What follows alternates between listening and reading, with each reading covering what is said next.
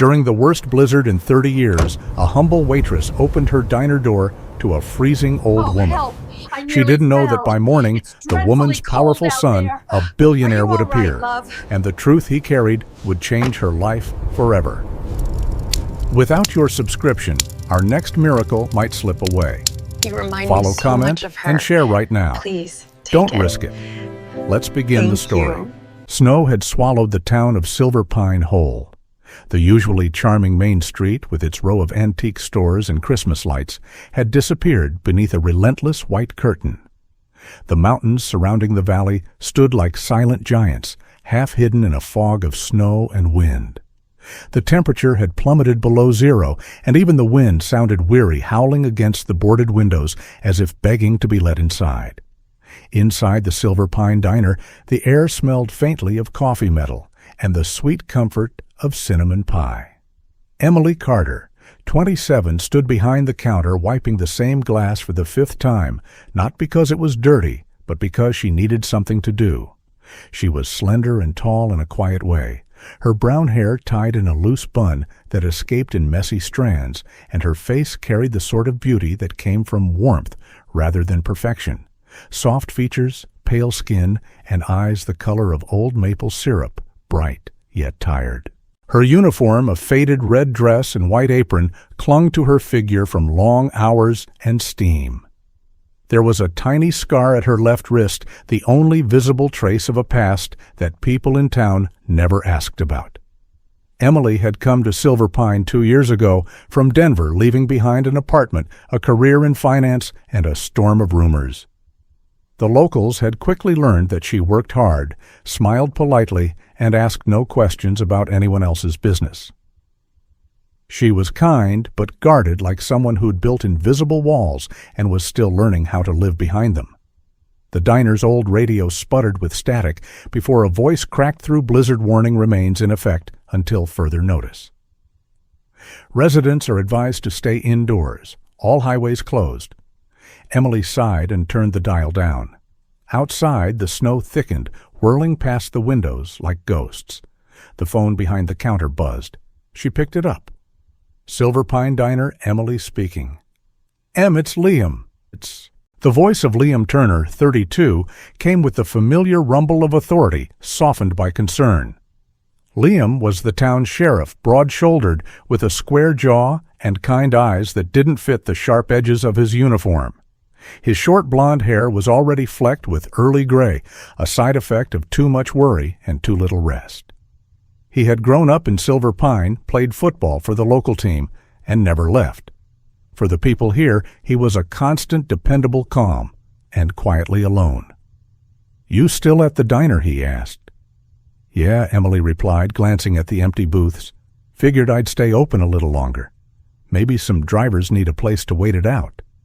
Liam exhaled audibly. "You shouldn't. Forecast says this storm's the worst in 30 years. You've got maybe 20 minutes before the highway's gone.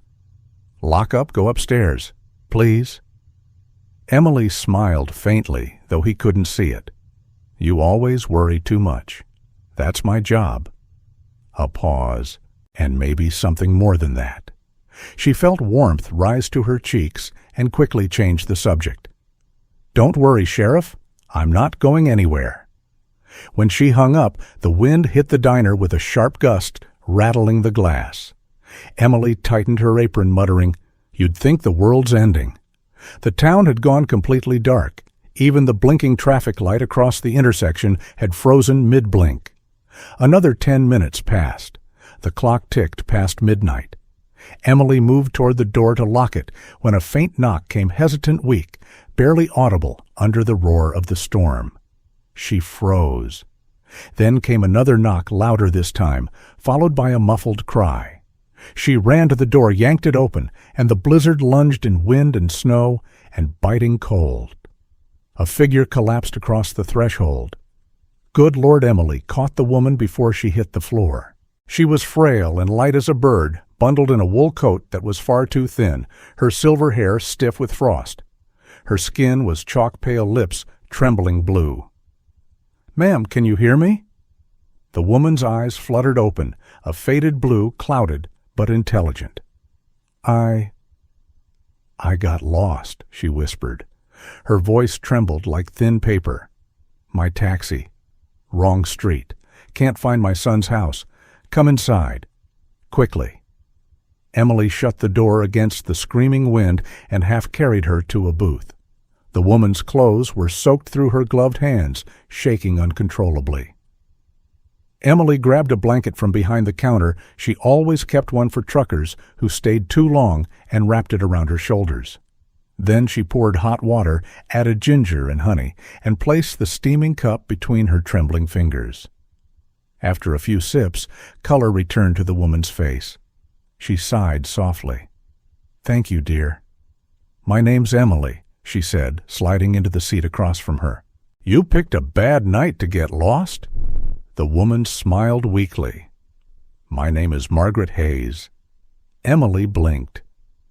Hayes? The name triggered a memory: the glossy magazine covers at the grocery store, the news headlines about corporate layoffs and billion-dollar mergers. She stared at the frail figure before her. "Are you related to Robert Hayes?"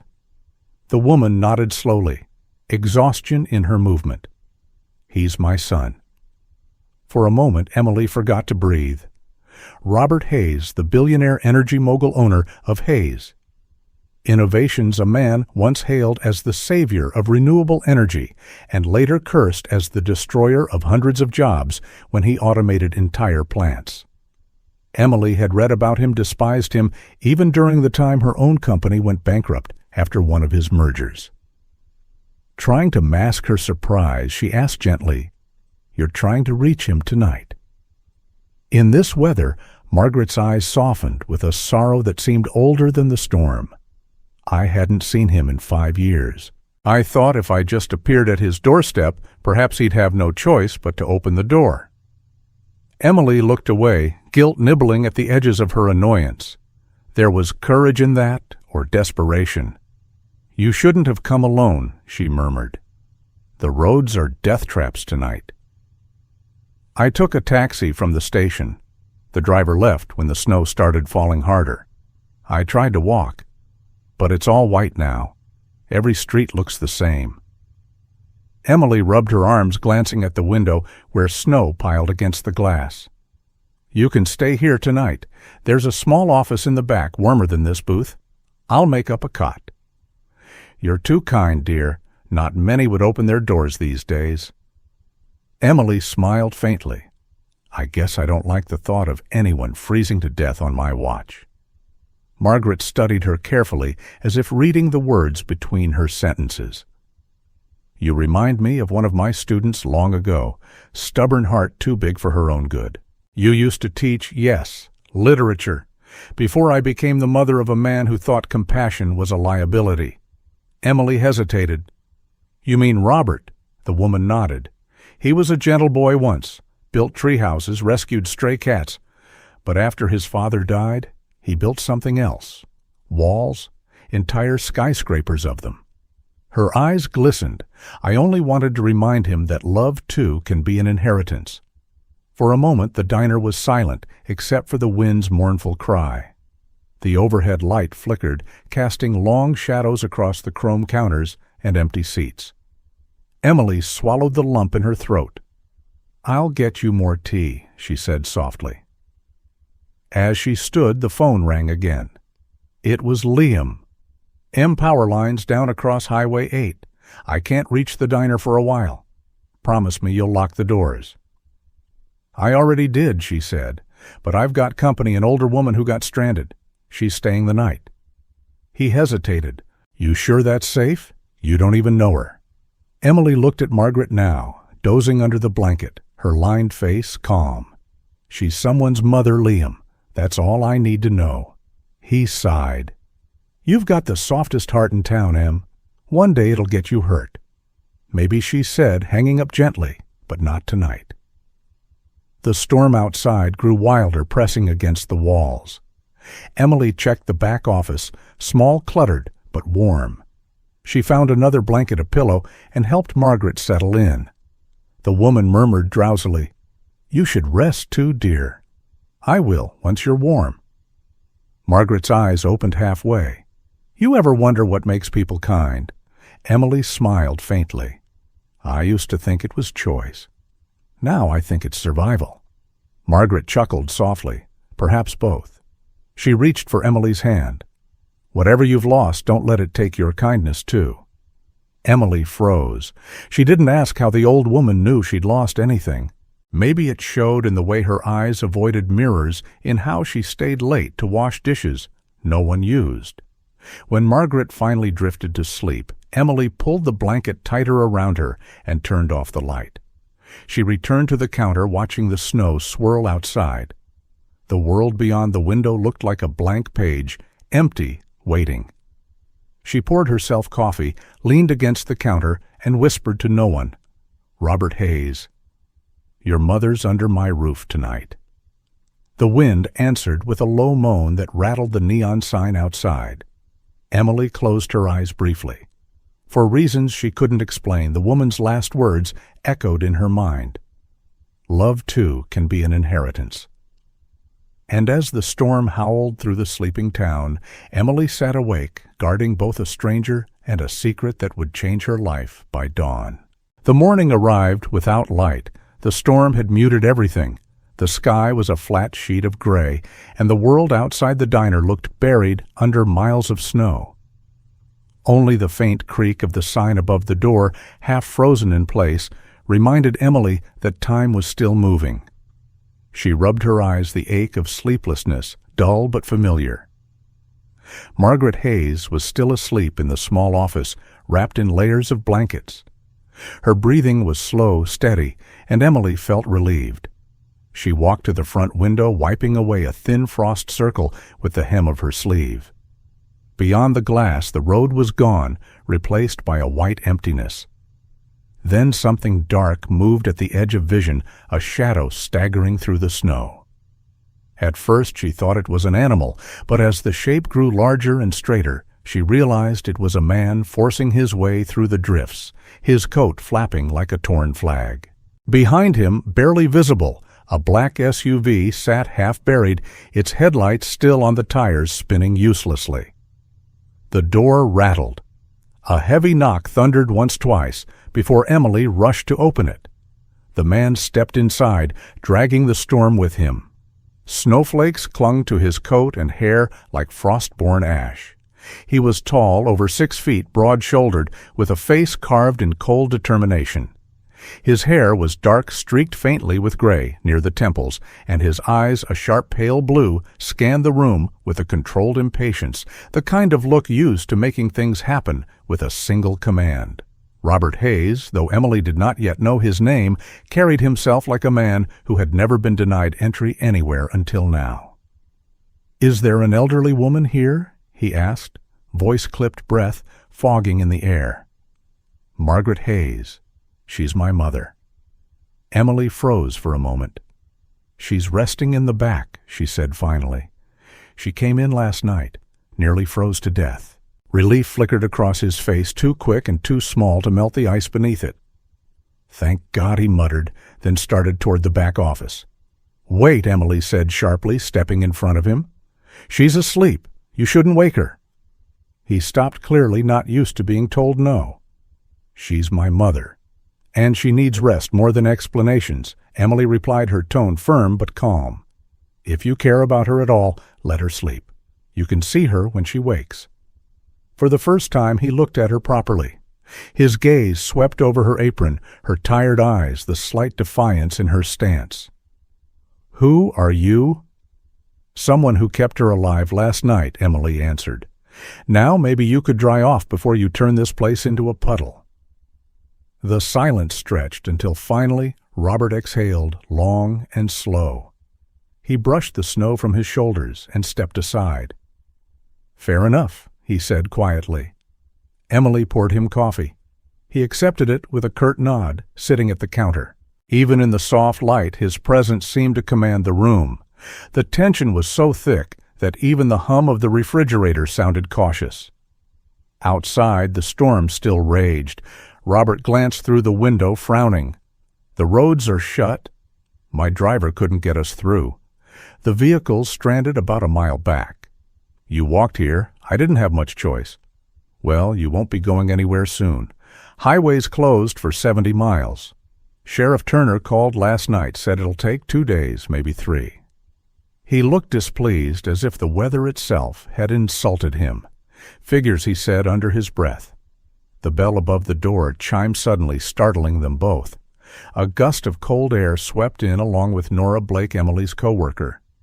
Nora was 25 short, curvy, and perpetually cheerful, the kind of woman whose laughter made people forgive her for being late. She wore a heavy blue coat with a fur-lined hood, cheeks pink from the cold, and carried a canvas tote stuffed with pastry boxes. "Em, you're still alive? I brought the muffins before they froze solid." Then she stopped mid-step, her gaze landing on Robert. Her mouth fell open slightly. "Oh, my God. You're Robert Hayes, aren't you?" Robert gave her a polite but tired look. "Yes, I knew it," she squealed, lowering her voice only slightly. "I saw you in Forbes. You did that merger with Solentech last year, right? My brother lost his job because of it." Emily shot her a warning glance. "Nora." "What I'm just saying." She turned back to Robert, smile wide.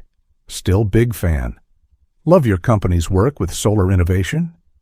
Robert didn't respond. He simply sipped his coffee, expression unreadable.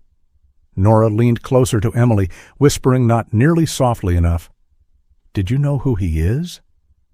He's like mega rich." "Oh my God. Em, remember when you worked in Denver? Isn't that the same time?" Hayes Innovations. Emily's eyes narrowed. "Nora, kitchen. Now." Nora blinked, confused, then shrugged and retreated to the back with the pastries. The silence that followed was thick and uncomfortable.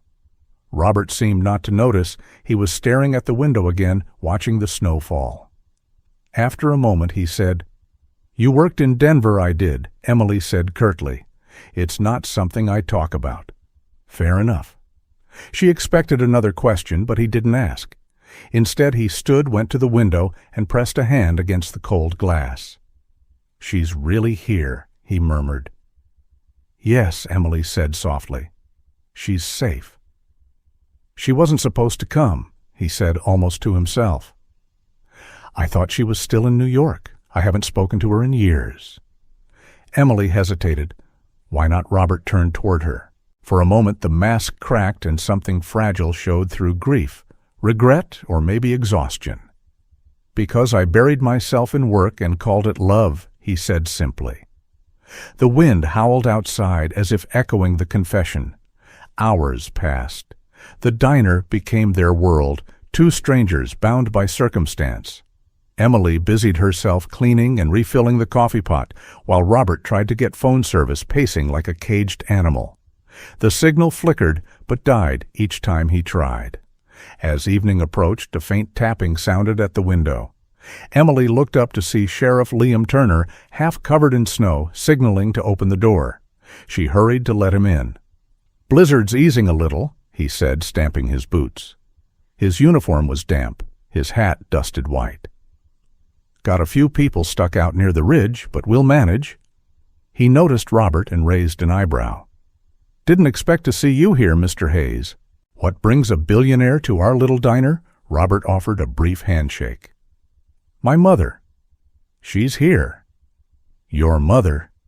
Liam's eyes flicked to Emily. She nodded. "Well, small world," he muttered.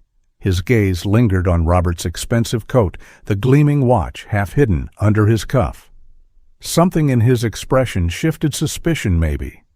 Strange night for a family reunion. Robert ignored the comment.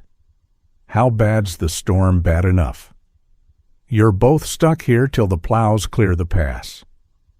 Liam stayed long enough to help shovel the entryway, then headed back out, leaving behind a swirl of snow and unspoken questions.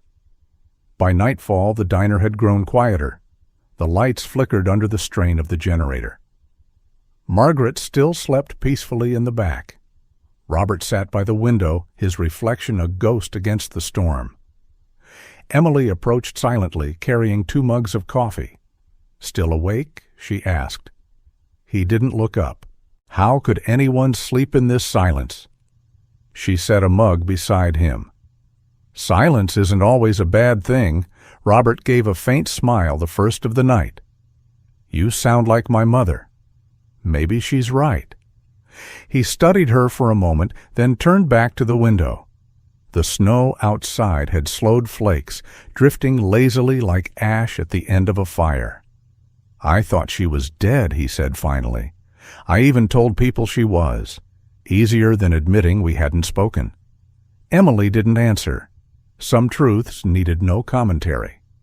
For a long while they sat there, two silhouettes framed by the glow of dying lights, watching the storm surrender.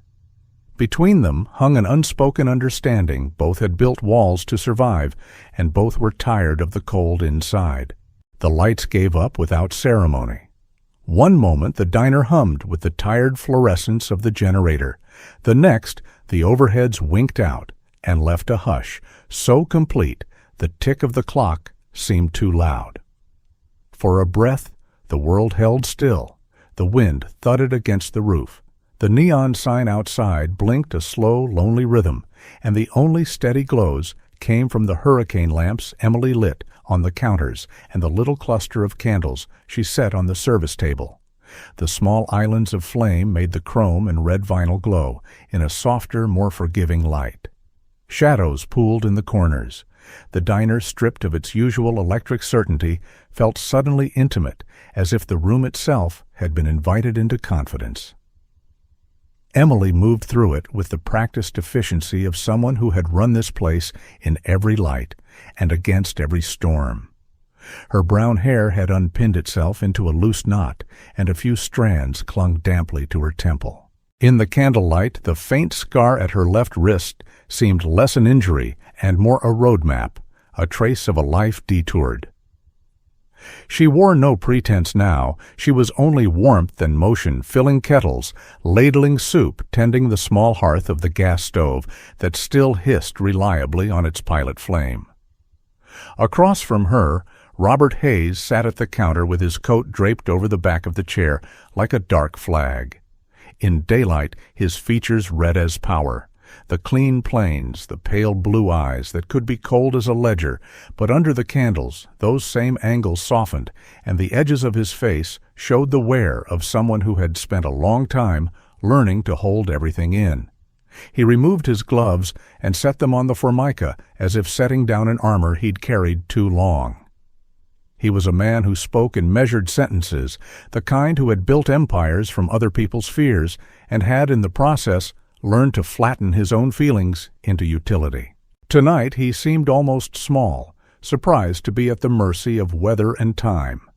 They cooked in companionable silence for a while, Emily chopping carrots with quick, clean strokes, Robert stirring the pot and lifting the lid to breathe in steam that smelled of chicken and thyme and the home memories he had not allowed himself to keep.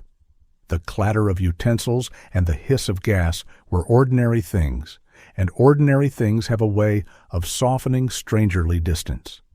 When Emily slid a bowl of soup toward him, his fingers brushed hers, and there was a tiny private acknowledgement, two people whose lives had been arranged by decisions and losses, finding the modest choreography of caring. After a long minute, Robert spoke, his voice low enough that the candles seemed to listen. "I was betrayed once," he said. "It changed the rules for me." His fingers traced a circle on the rim of the bowl, as if that small motion steadied him. Emily kept her gaze on the stew, but the line of her jaw tightened. She had learned in Denver how betrayal tastes metallic, like the copper of unpaid wages and the bitter aftertaste of ruined references. "They told me I was naive," she said simply, "that I wouldn't survive if I didn't stop caring about the people behind the spreadsheets." She did not look at his face. She did not need to. She could see the flash of recognition, the way a man who had built walls around himself might recognize another who had been pushed off the scaffolding. Robert listened as she spoke each detail, settling like flurries against the panes of the window. Emily said the facts without flourish the audit. She'd flagged the altered numbers, the internal memos that disappeared the meeting in which she was told to accept the corporate narrative or risk litigation. She spoke of the smear campaign that followed the phone calls that dried up the colleagues who unfriendingly turned away. She did not dramatize the nights she slept on a futon or the relief she felt the first time she could buy her own groceries again. Those things were private and did not need the candlelight to be true. When she finished, the silence that fell between them was not empty, but full of something like agreement. Robert's fingers tightened once on the spoon. Evan Blake, he said, not a question, but a name called out into the dark. The syllables had weight. Emily's head snapped up. She had not said the man's name aloud, but the mustard-yellow flame threw it back at them in a whisper. She had heard that name in Denver memory, like an echo in a canyon, a man known for making problems invisible and people quieter. Robert watched her face carefully the way he watched quarterly reports, trying to read for accuracy before committing to action. He was one of the partners on the account that changed everything Emily said. The words were small but precise and in the quiet poisonous. Outside, Liam Turner's truck eased to a halt in a flurry of blown crystals, and he squinted through the glass. Liam, broad-shouldered, never flashy, with hair the color of fallen straw and the kind of hands that had fixed more fences than machines, had the look of someone who learned a town like a map and read the lanes by habit. He had been on a call earlier that afternoon, reporting stranded drivers and checking in on remote radios. Now, seeing the SUV half submerged in a drift down the road, he felt something prickle at the back of his neck. He stepped inside, stamping snow from his boots, the sheriff's presence folding into the diner like another blanket. He glanced at Robert and then at the paperwork poking from the edge of the stranded vehicle's trunk, a folder marked with the Hayes Energy logo, its corner sheared by the elements. Liam did not speak his suspicion out loud immediately. He rarely jumped to words. Instead, he folded himself into a stool at the counter and listened as the candlelight threw stretched shadows across Robert's features. When Emily mentioned almost casually that she had once been part of a Denver audit that went wrong, Liam's gaze sharpened. He knew how small towns are effigies of trust and how a single lie can topple the crowd. He made a mental note to check the next day's reports when the storm eased. Margaret woke sometime in the deep hush between midnight and dawn. The blanket had warmed her bones, and the soft breathing of the stove had a lullaby quality. She lifted her head slowly, the worn lines of her face folding into a smile that had more cunning than most people credited. Margaret was the sort of woman who had once stood before a classroom and made logic and poetry feel like siblings. She had the posture of someone who had been both teacher and survivor. She slipped quietly from the cot and padded to the doorway, the echo of her slippers a soft punctuation. Standing in the kitchen doorway, she listened to the low voices, the lilt of Robert's confession, the flat calm of Emily's recounting the sheriff's quiet footsteps. In the glow of the candles, her eyes shone like coals. Perhaps she said aloud so softly they might have been the wind, "This is the only storm I welcome." Her laugh, a small delighted sound, folded into the room and surprised them all into smiling. When the conversation turned to choices to why men built empires and why women sometimes had to bow out of the fray, Robert posed a question that hung for a long, resonant beat. "If you met the man who destroyed your reputation," he asked, looking at Emily with an odd, searching intensity, "what would you do?" The question was shaped like an offer and a test both. Emily steadied herself and met his pale eyes straight on the candlelight, catching in the tired bright of them. She answered without theater, "I would not take revenge. I would make him see that I survived." The sentence landed between them like a small verdict. Robert's mouth tightened in a way that might have been admiration or regret. Liam's jaw moved as if he were filing away the proof of her steadiness. Margaret drew in a breath and let it out slow, as if refolding some old map. The wind eased at the horizon like a curtain beginning to lift. For a moment the diner felt suspended, the three of them bound by a fragile truce survivor to survivor watcher to witness. They returned quietly to the rhythm of the kitchen, the soft clink of spoon on bowl, and the faint, steady promise of morning somewhere beyond the snow. By the second night, the storm had become less a thing of rage and more a creature of endurance, slow, heavy, persistent. The world outside the diner remained sealed under its weight, a landscape of white dunes and half-buried cars. The rescue crew's headlights sliced through the darkness as two figures appeared in the glow, Liam Turner, his coat stiff with ice, and another man between two paramedics. When they pushed through the door, the cold followed them in like a living thing. The man they carried was in his mid-40s, tall but lean with graying blonde hair slicked back from a face too composed for the situation. His coat was an expensive wool trench soaked to the lining, and when he looked up, his blue-gray eyes carried a practiced charm that didn't reach their depths. "You're lucky we found you," one rescuer muttered. "Another hour and you'd be a frozen statue." The stranger gave a dry, restrained smile. "I've been luckier before." His voice was smooth, too smooth, like a salesman who never learned silence. Emily turned from the counter, the warmth of the stove on her hands fading instantly. The world tilted. That voice, she knew it. 3 years hadn't dulled it. It was the voice that once told her, "You're overreacting, Miss Carter," the voice that had delivered her professional death sentence. Her throat went dry. "Evan Blake," she whispered. Robert Hayes looked up from the table where he'd been writing notes by candlelight. "You know him," Emily's heart pounded. "I wish I didn't." Robert stood slowly. Recognition flared in his eyes as he crossed the floor. "Evan Blake from the Solentech merger," he said. "We worked together years ago." "Yes," Evan replied smoothly, brushing snow from his sleeves, as if shaking off memory itself. "It's been too long, Robert." Emily's voice trembled, but didn't break. "He's not just your former partner." The temperature in the diner seemed to drop further. "He's the man who ruined my life." Evan laughed softly, the sound thin and venomous. "You again?" "The analyst with the moral compass. I should have guessed this town would suit you." All snow and silence. Robert's face hardened. "Emily." She moved to the counter and pulled open a drawer. From beneath the register, she took a small envelope, weathered, and creased a bundle she'd carried like a ghost of her past. Inside were faded photocopies, printouts, and letters stamped with company logos long since dissolved. She spread them across the counter like cards in a losing hand.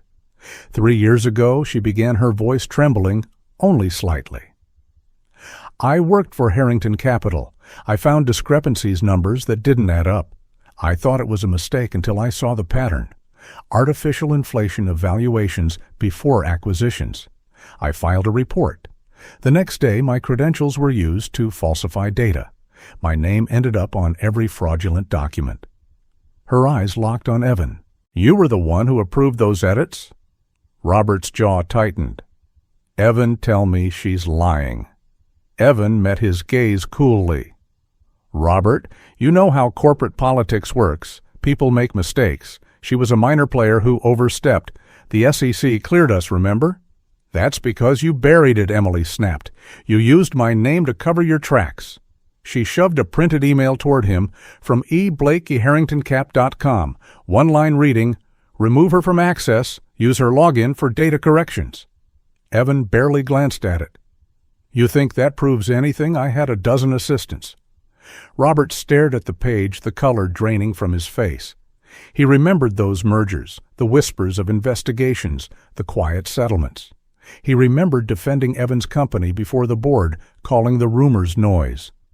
"Robert," Emily said, her voice quieter now, steadier. "You knew the projects." Harrington Capital handled the energy division that later merged into Hayes Innovations. You might not have known, but your name protected him. For a long moment, Robert said nothing. Then quietly, "That means my company profited from this?" Evan's smile thinned.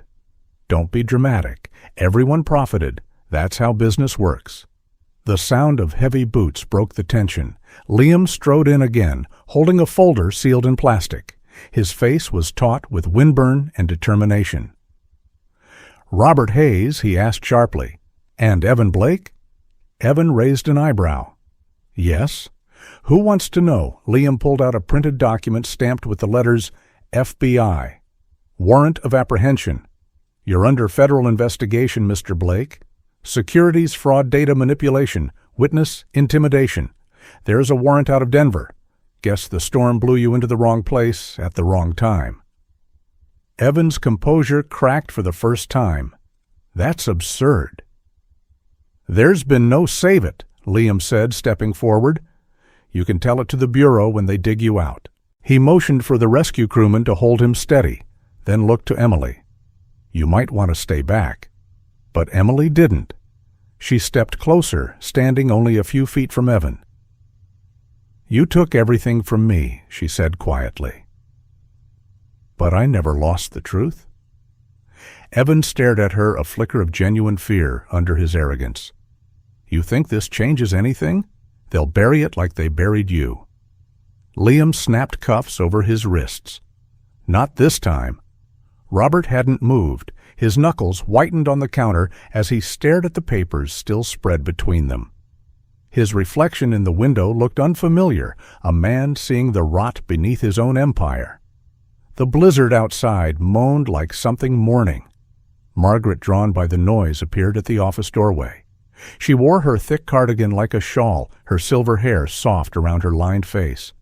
Her eyes flicked from Emily's trembling hands to her son's hollow stare. "Robert?" she asked softly. He looked up. His voice was barely above a whisper. "Mother? Everything I've built, it's tied to this." Margaret crossed to him and placed a hand on his arm. "Then build something better." Her gaze shifted toward Emily, then to the officers leading Evan away. "I spent my life teaching that truth has power, even when it hurts. Tonight I think my son finally believes it." Outside, the red and blue lights of the emergency convoy painted the snow like wounds, slowly healing. Liam guided Evan through the drift, his silhouette framed in the glare of the floodlights. The cuffs gleamed sharp and final. Inside, Emily gathered the papers slowly, her hands shaking from both adrenaline and release. Robert stepped closer, his expression unreadable. "I didn't know," he said quietly. "I believe you," she replied. "But maybe you should start asking who benefits when you don't." Their eyes met his, filled with guilt, hers with exhaustion that looked a little like peace. The last of the candles guttered, and the headlights outside swept through the window, cutting across Robert's face. For a brief trembling instant, the light caught in his eyes, not ice anymore, but thaw. The morning after the storm did not arrive with fanfare. It came quietly like a sigh after a long cry. The snow had stopped falling, but its silence still ruled the valley. The once roaring wind was gone, leaving only the muffled stillness of a world washed clean. The road in front of the diner stretched like a blank page under the pale sun, the drifts high enough to hide fences and memories alike. Inside the Silver Pine Diner, the air was still thick with the echoes of the night before the cuffs clinking as Evan Blake was led away, the whisper of Robert's voice admitting, "I didn't know." Now only the smell of burnt coffee lingered, and the candles had melted down to wax puddles, fragile and exhausted, much like the people they had illuminated. Robert Hayes sat by the window, his hands wrapped around a cooling cup of coffee he hadn't touched. His once impeccable suit was creased and dusted with snow, his hair unkempt, the lines around his mouth deeper. He looked less like a titan of industry and more like a man who had finally seen the cost of his empire. Across the room, Emily Carter wiped the counter slowly, as if each circle of her hand could scrub away the remnants of what had been revealed. Her eyes were tired, but clear, the kind of calm that comes not from peace, but from surviving chaos and finding meaning in its ashes. Margaret Hayes, seated near the heater, watched them both. She was wrapped in Robert's coat, her silver hair glimmering like the frost outside. Her gaze was steady, the gaze of a woman who had seen her son rebuild himself once before as a boy after his father's death, and now watched him attempt it again as a man. "You should eat something," she said softly to Robert. "A kingdom's easier to rebuild on a full stomach." He gave a small smile, one that didn't quite reach his eyes. "I'm not sure I have a kingdom anymore." "Then start with kindness," she replied. "It lasts longer than any crown." Emily glanced over, then hesitated before stepping closer. "The rescue convoy is leaving in an hour," she said. "They're clearing the highway." Robert nodded absently. His voice was low when he finally spoke. "Emily, I owe you more than I can say. I built my empire on sand, thinking it was stone. And yet you rebuilt my faith in people with nothing but soup and courage." Emily looked at him, and for the first time there was no fear, no resentment, only quiet understanding. "Sometimes all it takes to rebuild something real," she said, "is for someone to stop pretending it was perfect." He laughed softly. "Then maybe that's where I start." 3 months later, the Silver Pine Diner looked different. The sign had been repainted, the windows replaced, and a new poster hung beside the door. Silver Pine Foundation for Second Chances. The spring thaw had turned the valley into a patchwork of mud and hope. Trucks came and went from town carrying not goods, but people volunteers, donors, those curious to see what redemption looked like when it wore flannel and snow boots. Emily stood by a table covered with paperwork, her brown hair tied back neatly, though a few curls had escaped as usual. Her expression was focused, the same quiet determination she once used to scrub coffee stains, now directed at forming something far greater, a movement. The foundation's purpose was simple but profound, to support people whose careers or lives had been derailed by injustice, by corporate corruption, by the machinery of power that crushed the honest. Across the room, Robert Hayes looked entirely changed. The sleek businessman's armor was gone, replaced by a simple gray sweater and worn jeans. The weight of public scrutiny had hit him hard after he'd gone public about the fraud tied to his company. He'd lost contracts, investors, and friends who preferred silence. But in the ruins of his empire, he found something steadier: integrity. His public confession had turned into a movement one Emily helped him shape. "Press will be here soon," Emily said, flipping through the files. Robert nodded, his tone wry. "I preferred facing snowstorms to reporters." Before she could respond, a familiar voice came from behind them. "Storms don't ask questions, at least." It was Liam Turner, dressed not in his sheriff's uniform, but in a dark jacket with the Foundation's logo stitched on the chest. His blond hair was still stubbornly unkempt, and the lines around his eyes had softened, though they deepened slightly when he smiled. "So this is what you've built," he said, looking around. "Not bad for a diner full of ghosts." Emily grinned. "You came. I promised, didn't I?" He handed her a small folder. "Your first security consultant's report." "And yes," he added dryly, "I read the fine print." Robert extended his hand. "We're lucky to have you, Sheriff." Liam shook it firmly. Not Sheriff anymore, just Liam. He looked at Emily, then toward the window, where sunlight spilled across the snow-covered hills. "Some people don't belong to us," he said, quietly, almost to himself. "But we know they're exactly where they should be." Emily's smile faltered for a heartbeat, not in pain, but in gratitude. "Thank you," she whispered. As the day wore on, the room filled with townsfolk and journalists. Margaret arrived last, wrapped in a pale blue shawl, holding a small velvet box. She walked slowly to Emily and pressed it into her hand. "I want you to have this," she said. Inside lay a delicate silver necklace with a tiny charm in the shape of a door. It was my mother's. She wore it the day she became a teacher. She used to say it reminded her that doors open both ways, one for others and one for yourself. Emily blinked back tears. I can't take this." "You already did," Margaret said, smiling. "The night you opened your diner door for me, you opened it for your future, too." A year later, the snow returned gentler this time, as if the mountains themselves remembered the story and chose mercy. Inside the town hall, a crowd gathered for the Silver Pine Community Awards, honoring those who had brought change to the region. Robert stood on the stage, a microphone in his hand. His voice was calm, but heavy with emotion. 1 year ago, he began a young woman opened her door to a freezing stranger. She didn't know that by doing so, she saved 3 people, my mother, myself, and though she didn't realize it herself. That night, she reminded me that redemption doesn't come from wealth or apology.